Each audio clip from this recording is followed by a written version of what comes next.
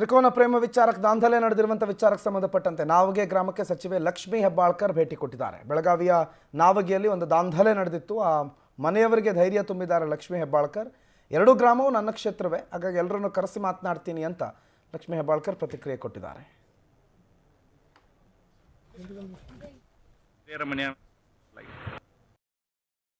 ನಾಲ್ಕು ಹಿರಿಯರ ಮನೆಯನ್ನ ಧ್ವಂಸ ಮಾಡಲಾಗಿದೆ.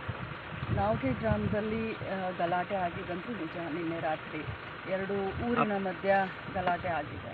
ಮೊನ್ನೆ ರಾತ್ರಿ 31st ನೈಟನ್ನು ಸಂಭ್ರಮ ಆಚರಣೆಯಲ್ಲಿ ಎಲ್ಲ ಹುಡುಗರು ಸೇರ್ಕೊಂಡಂಥ ಸಂದರ್ಭದಲ್ಲಿ ಏನು ಬಾದರ್ವಾಡಿ ಅಂತ ನಾವು ಹೇಳ್ತೀವಿ, ಪಕ್ಕದ ಊರು, ಆ ಊರಿನ ಹುಡುಗರನ್ನು ಈ ಊರಿನ ಹುಡುಗರು ಹೊಡೆದಿದ್ದಾರೆ ಅಂತ ಅವರ ಆರೋಪ. ಸೊ ಅದಕ್ಕೋಸ್ಕರ ಅವರು ಹೊಡೆದಿದ್ದಾರೆ ಅಂತ ಅವರು ನಿನ್ನೆ 31ನೇ ತಾರೀಕು ನಮ್ಮ ಊರಿನ ಹುಡುಗರು ಹೊಡೆದಿದ್ದಾರೆ ಅಂತ 1ನೇ ತಾರೀಕು ರಾತ್ರಿ ಆ ಊರಿನ ಹುಡುಗರು ಬಂದು ಇಲ್ಲಿ ಗಲಾಟೆ ಮಾಡಿದ್ದಾರೆ.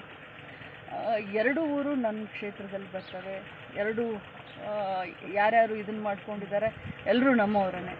ಆದರೆ ಈ ರೀತಿ ಮಾಧ್ಯಮದಲ್ಲಿ ಬೆಳಗ್ಗೆಯಿಂದ ಒಂದು ತ್ರಿಕೋನ ಪ್ರೇಮ ಅದು ಇದು ಅಂದಾಗ ಒಂದು ಹುಡುಗಿಯ ಭವಿಷ್ಯ ಪ್ರಶ್ನೆ, ಅವರ ಪಾಲಕರ ಚಿಂತೆ, ಆಮೇಲೆ ಈ ಹೊಡೆದಾಡ್ಕೊಂಡಂಥವ್ರು ಪ್ರತಿಯೊಬ್ಬರು ಕೂಡ ಏನು ಮೇಜರ್ ಯಾರೂ ಇಲ್ಲ, ಎಲ್ಲ 16 ವರ್ಷ 17 ವರ್ಷದ ಹುಡುಗರಿದ್ದಾರೆ.